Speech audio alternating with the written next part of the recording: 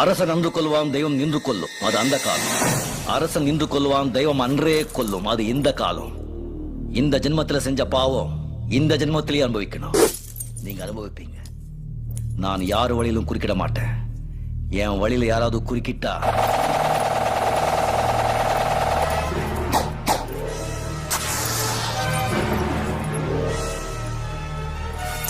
புரிஞ்சது இல்ல?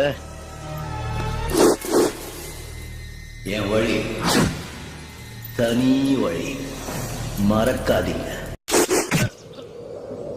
தெரியாம செஞ்ச தப்புக்கு தான் மன்னிப்பு, தெரிஞ்சே செஞ்ச தப்புக்கு மன்னிப்பே கிடையாது.